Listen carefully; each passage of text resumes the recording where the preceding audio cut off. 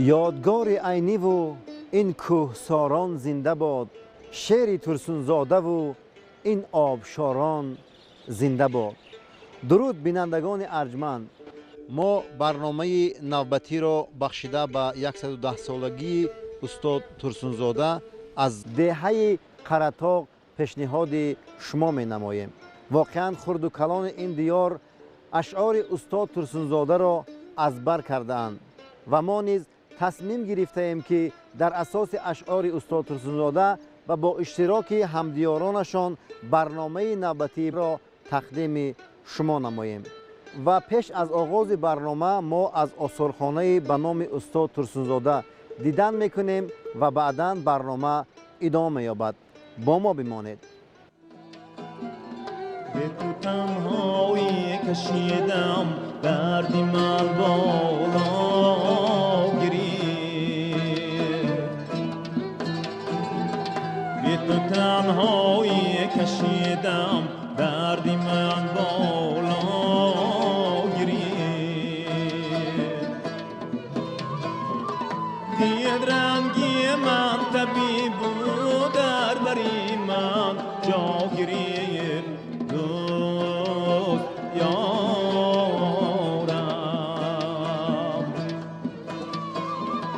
دید رنگی من طبیب در بری من جا گرفت.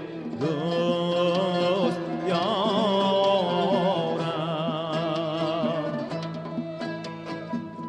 یاری بی پروای من از من خبرداری نکرد، یاری بی پروای من از من خبرداری نکرد، گرچه دودی آیاتش باری من دنیا گرفت. دوست یارم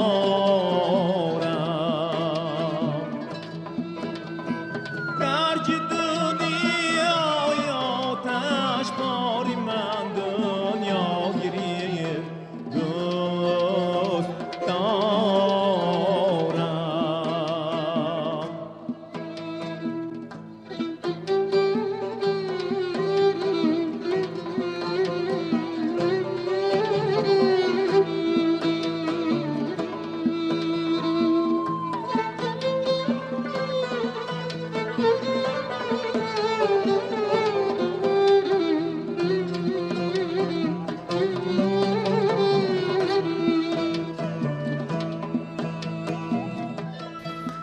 بینندگان عزیز، عین زمان ما در دهه قره‌طاق در آثارخانه به نام استاد ترسونزاده قرار داریم و واقعا بهترین اثرهای خود را استاد ترسونزاده در روی همین میز و کرسی ایجاد کردند و این میز و کرسی برای هر اخلاصمندی اشعار شاعر مقدس بوده. در برابر دیدن این منظره زحمت‌های شبانه روزی استاد به یادش می آید و در جای استاد ترسونزاده می فرمایند که شعر هم باید زند فواره، از تنور دل چو آتش پاره، سر زند از دل به دل کار کند، نرمتر سنگین دلی یاره کند.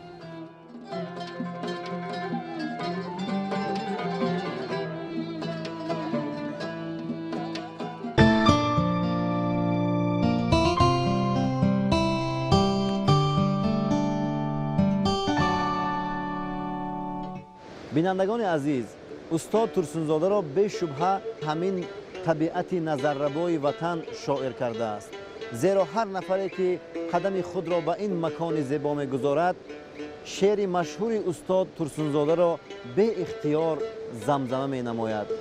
چون نهادم پای خود را بر سر خاک وطن، بارها بوسیدم از رخساره پاک وطن، مدت بودم اگرچه دور اما یاد آن، می‌وزانیدم به سر باد فرحناکی وطن. کوه آرام است اما در دلش دارد شرر، باد و ابر روزگاران از سرش دارد گذر. کوه آرام است доим کوهبار ایستاده است. چشمهایش تا به اقیانوس‌ها دارد سفر. چون برآوردی صدا، عکس صدا آید ز کوه. گر به سویش پا نهادی، تنگیرد در کمر. کوه را بینی همیشه سربلند و باوقار. در فضایش سرزند تنها عقابی تیزپر. نیست مثل کوه چیز پرتحمل پرتوان، چون که دارد در سرش بیرق ز خورشید سحر. در جوانی پاره از کوه بودم بعد از این، صد قسم که من جدا از او نمیگردم دیگر. آشیانگر میگذاری در بلندی ها گذار، در بلندی های کوهی سربلندی ما گذار. آسمان در گنبد سبزش اگر جای دهد، آشیان فکر دوراندیش در آنجا گذار.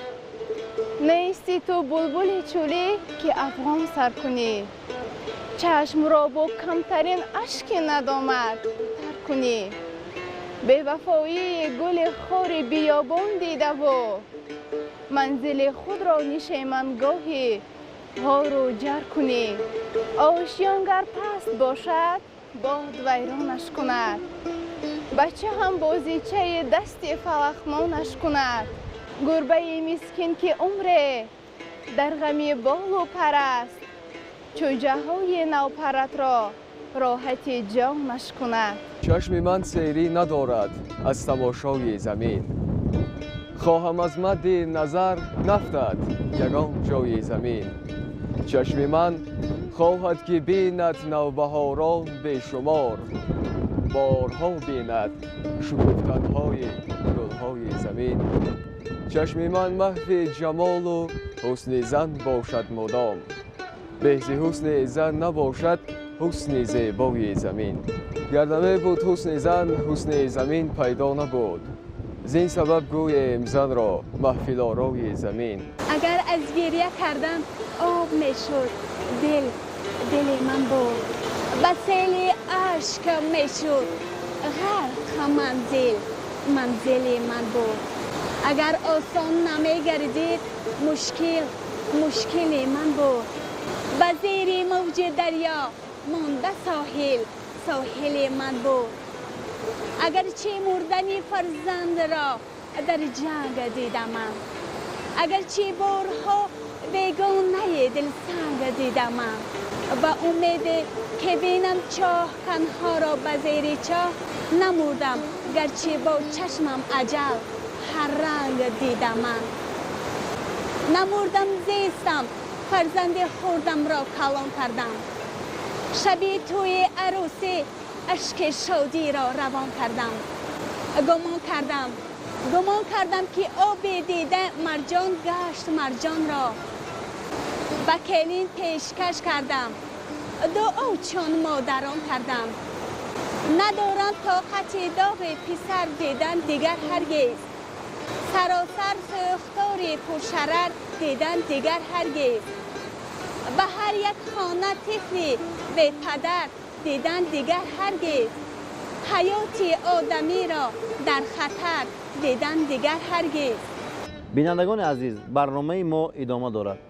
پیشوای معظم ملت گفتند ادبیات قرن 20 تاجیک را به شعر عالمگیر و فعالیت مؤثر جمعیتی و سیاسی استاد ترسونزاده تصور کردن محال است.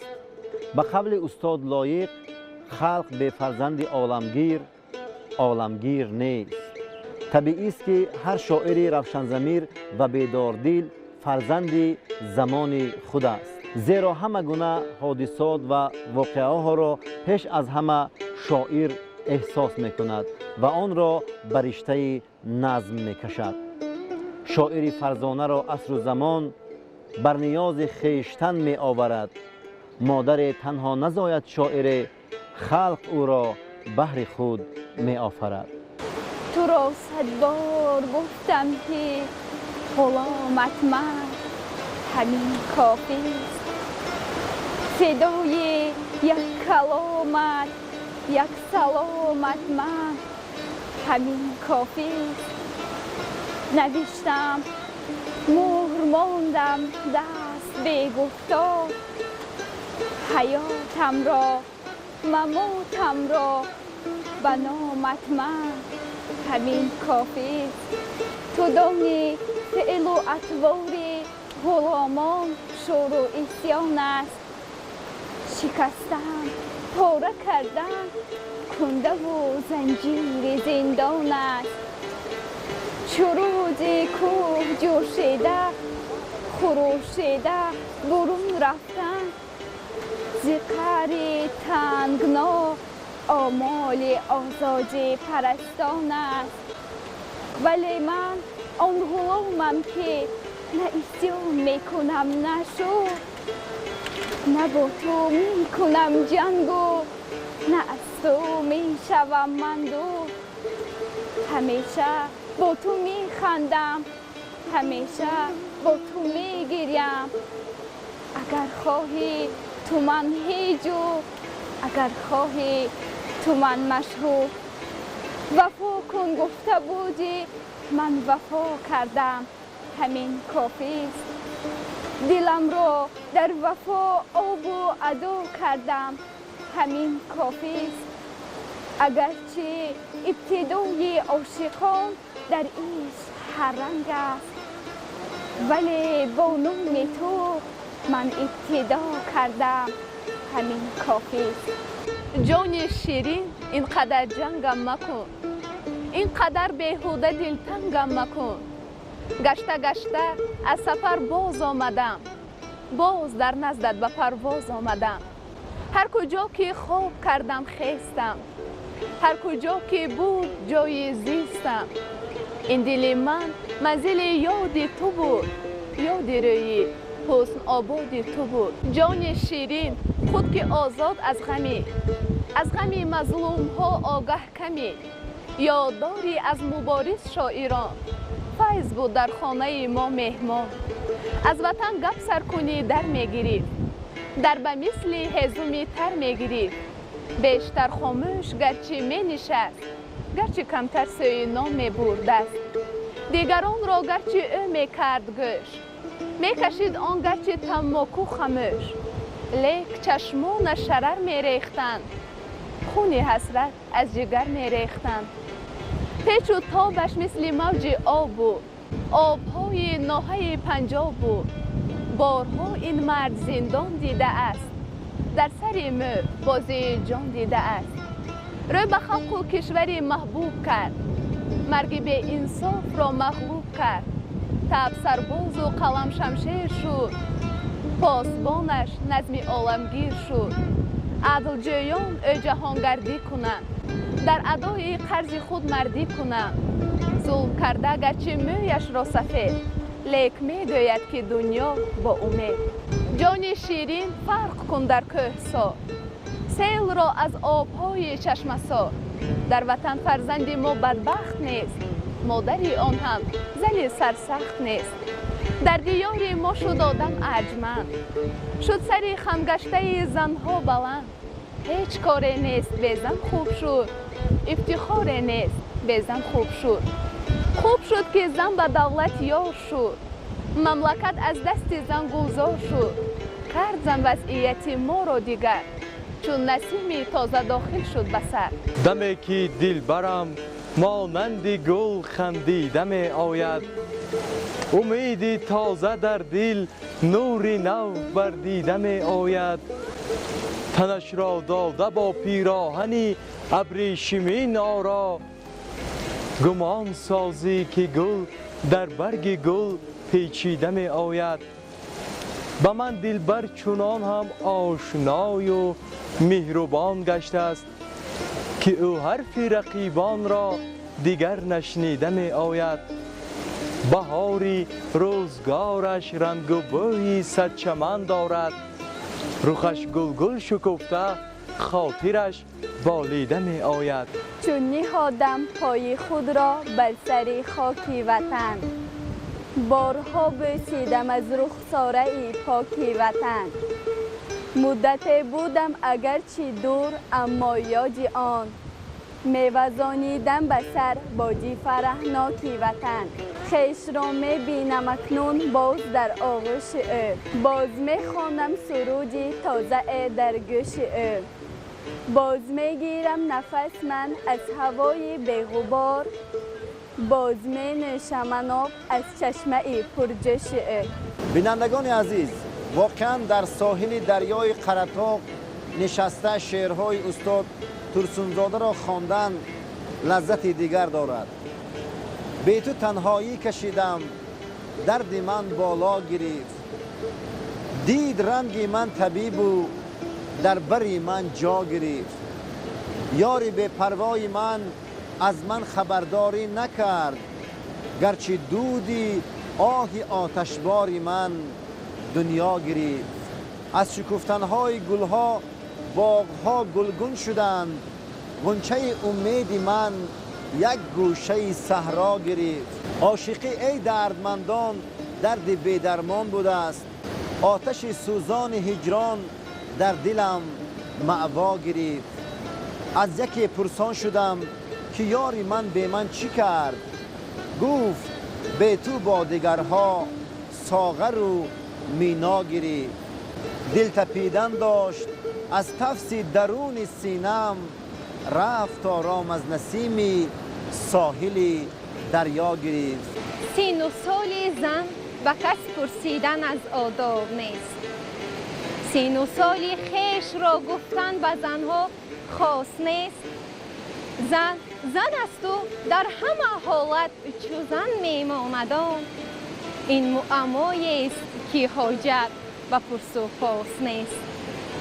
از زنی امروزه ما حکمت و اعجاز پرس، در فضای زندگی کیفیت پرواز پرس. از زمین زن می رود سیری کواکب می کند، دوره ما کرد زن را در هنر ممتاز پرس. زن نباشد زیب و زینت نیست در مأوای ما، هوش در سر روشنی در دیده بینای ما. زن نباشد نیست در روی جهان نقشی حیات، دان که به زن تا ابد در گل بماند پای ما. مرد باشی بیرق بالای سر کن نام زن، ثبت در باب ظفر با خط زر کن نام زن. نام زن تا آسمان بردار در بالای کف، مشعل تابنده چون شمس و قمر کن نام زن.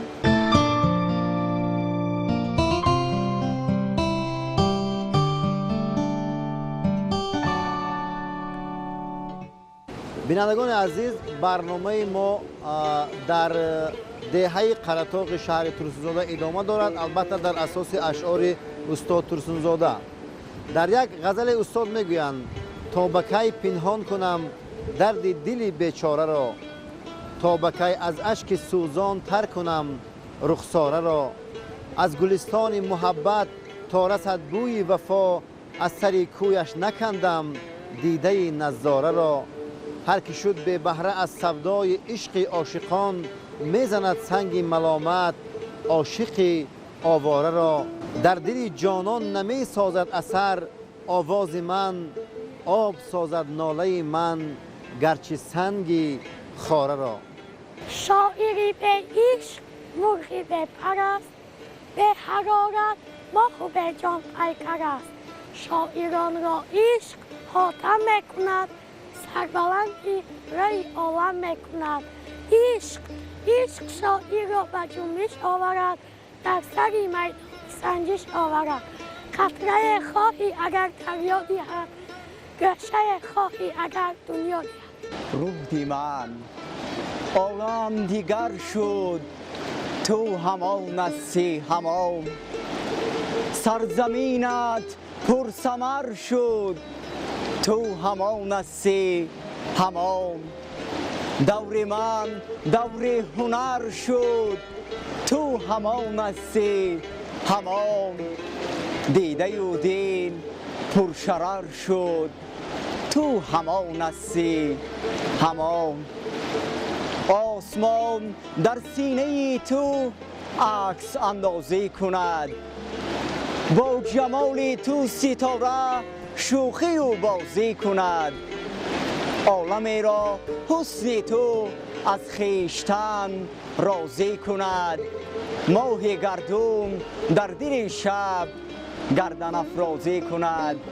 باز میبینم که رودم تو همان هستی همان.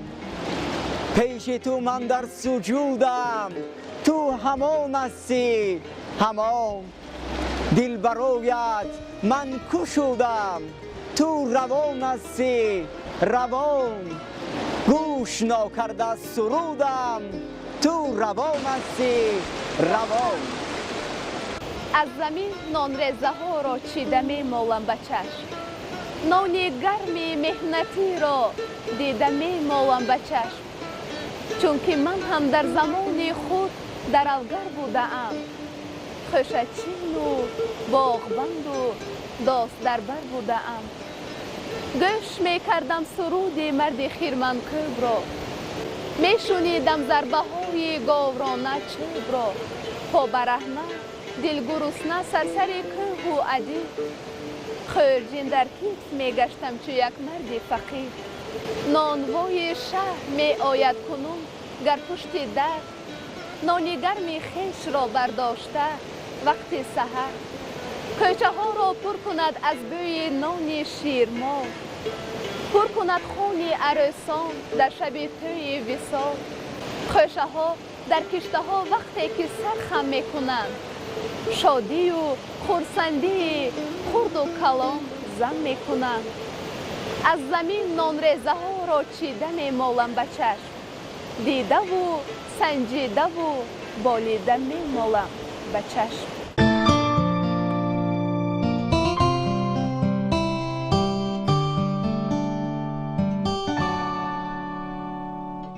یارم بر رخش نشانه دارد، سیمای بهادرانه دارد.